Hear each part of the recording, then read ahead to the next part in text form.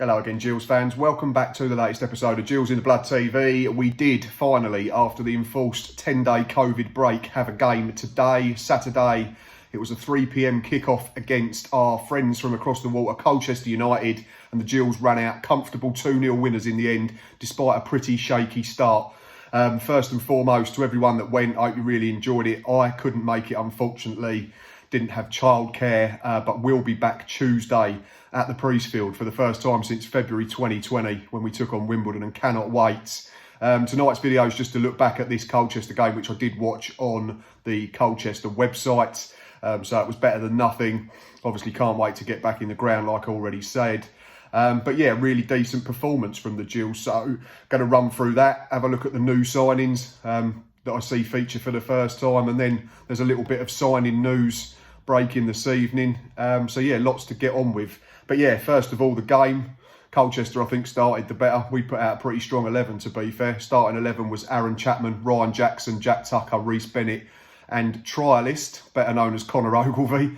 Not sure what's going on there. It was new signing Daniel Phillips and Stuart O'Keefe in front. Then the three in behind for Dane Oliver were Carl Dempsey, Ben Reeves and Alex MacDonald. Bench was huge, not going to name them all. But yeah, Colchester the better side in the first 15-20 minutes. Jack Tucker did well to sniff out one chance, didn't he? But we grew into it. I thought we looked good.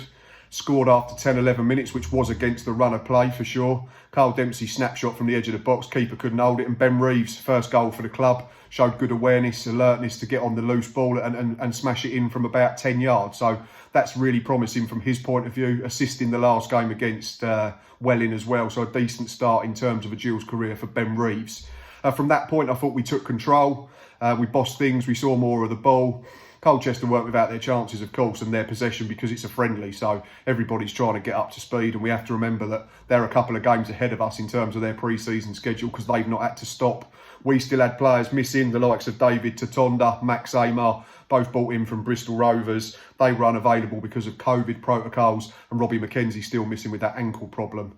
No Christian McDomer though, so I'm not sure what's going on there, whether that's injury, illness, or perhaps he's on his way. I know Steve Evans said a week or so ago that there was interest from Scotland, so we'll have to keep an eye on that one. But yeah, decent first half in the end. We went in at the break 1-0 up. Second period, thought we were really good. Reece Bennett, really commanding at centre-half alongside Jack Tucker. Took a while to settle like we did first period. It looked like he hadn't played for a while. One slice clearance, but I thought he was immaculate second period. Won all his headers. Was in the right place at the right time all the time before he was withdrawn after about 65-70 minutes. So a really promising debut for Reece Bennett. Him along with Max Amar will give us two very experienced centre-halves to either play together or alongside Jack Tucker, who for me was our man of the match. Thought he was very good from start to finish, constantly in the right position. Reading of the game was really good.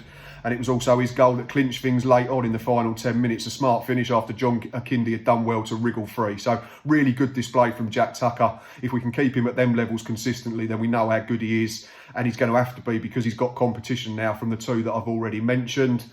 Yeah, and we saw the game out pretty comfortably, didn't we? Aaron Chapman's had to make saves. He's made two in the first half that were very good, and he's made one in the second half that was decent. Thought he was very commanding.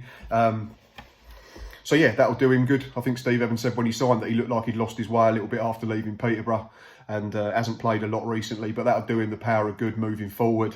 In terms of the other signings, I thought Reece Bennett, like I've already said, started shakily, but then got better and better. And by the time he came off, he was one of the best players on the park. Daniel Phillips, the young lad from Watford, clearly has ability. Otherwise, we wouldn't have signed him. I know Steve Evans compared him to his namesake Calvin, who he managed at Leeds earlier in his career. Just looked a bit over-eager for me. He wasn't poor by any means, but he just became a bit rash and a bit too eager into the challenge, which cost him a yellow card, which is not something you see every day in friendlies. But he'll be one that improves. He'll settle down and he'll improve the more he plays with our team and the more that he gets on the training field with Steve Evans and Paul Rayner. So certainly one that we persist with. Ben Reeves, really good left foot. If any of you watched the video that I did regarding them signings a few weeks ago, it was Jonathan Harries, the MK Dons fan, who said he's got a wand of a left foot, and that was on display today. Took his goal really well, kept finding pockets of space. And the thing that I did like, obviously Jordan Graham's gone now, so we don't have natural width, but it was him Carl Dempsey and Alex McDonald that started behind Verdane Oliver, and they kept flitting about, kept moving, they were fluid, so if one went in the 10, then the other two drifted wide, and I thought it worked really well.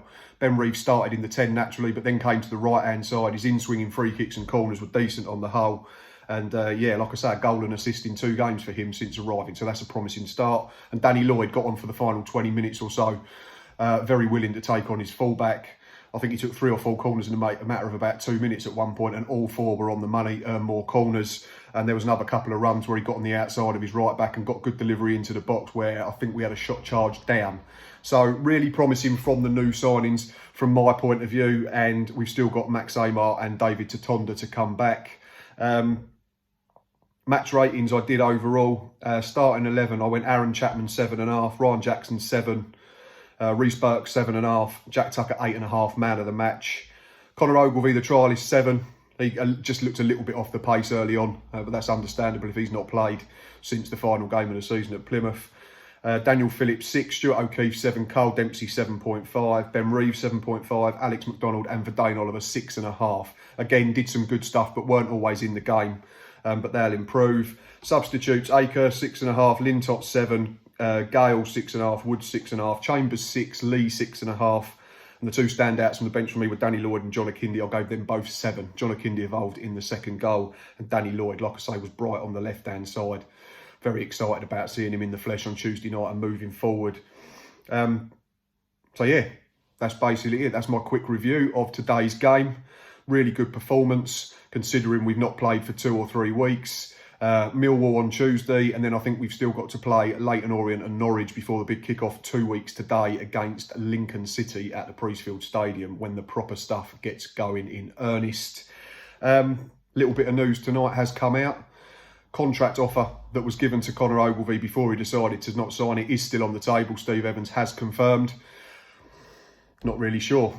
It's not something I'm going to get too excited about. I'd love to see him come back and play and be our left back, and that's no offence to David Tatonda, but Connor Ogilvie proved himself to be one of the best left backs in the division last season.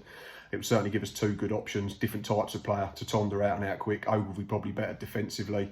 And the other bit of news was goalkeeper should be signing in the next 48 hours. Looks like it's a youngster from a Premier League team. Not sure who. We'll have to have a look through a list of players in squads, Premier League 2 squads, and see what we can come up with. But you'd imagine that Steve Evans and Paul Rayner have done their due diligence, and it'll be a good addition. It will certainly provide competition to Aaron Chapman. But based on what I saw today, no issue if Aaron Chapman starts the season as number 1. I thought he was very good. Looking forward again to seeing him in the flesh on Tuesday nights. Right, that is it from me. It is Saturday evening. Whatever you're doing, Chinese, Indian, going out, having a beer, having a glass of wine, enjoy. If you're not having anything alcoholic or a takeaway, enjoy that as well. Enjoy the rest of your weekend. That's the main thing. Keep staying safe. COVID's not gone yet, but we are nearly back to normal. I cannot wait to be back Tuesday with Boz at the Priestfield to do a match day live, to see some real people, to see some football in the flesh. Yes, that is it from me this evening. Like I said, enjoy the rest of your weekend, and until next time, up the Gills.